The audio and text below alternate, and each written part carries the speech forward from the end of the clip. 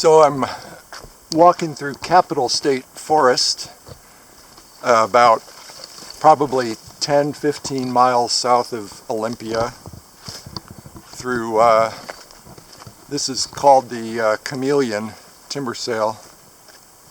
I'm planning to clear cut this forest this summer, so pretty soon everything you see around me will be gone, including this nice little hiking trail. The first thing you notice about this forest is that it's got some really big trees in it. Some of these trees are really close to 4 feet in diameter, and there are very few trees that size left in Capitol State Forest, and there's really no reason to be cutting these down. This DNR's got thousands of acres of younger forests that they could be cutting that they're not, because they want to liquidate these stands while they can before someone thinks of some other reason why they should be protected, apparently. So, but we'd like to see them saved. Another thing you notice when you get out here and walk through a forest like this is that it's got a very lush and diverse understory, and you can see patches of vine maple, red huckleberry, sword fern, red elderberry, salmonberry.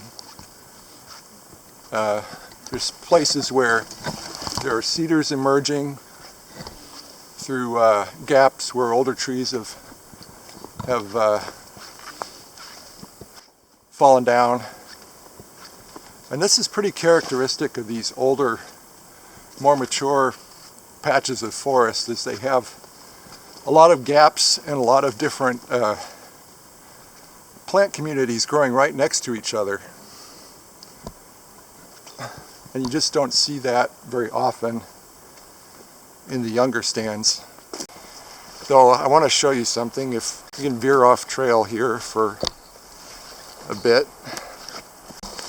This is what they call a legacy tree. It's an old broken off tree trunk. The reason that these old snags are important is that if you split one of these open and you comb through it, you would find hundreds of species of invertebrates and fungi and all kinds of little creatures living inside of these things. They take all of this stuff out. This tree was here probably 300 years ago, depending on how old it was when it was probably most likely struck by lightning.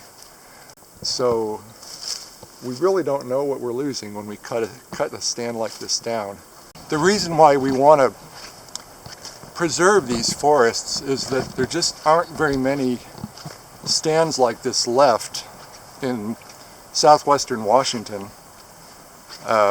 Most of the forests now are managed as industrial forest lands, which means they're planted with commercially desirable species, mostly Doug fir, and harvested on a 40 to 50 year rotation, whereas this stand just grew back on its own. It was cut back in the 1920s, probably 1930s, back when they were working with not much more than hand saws and steam engines, and so they left a lot behind.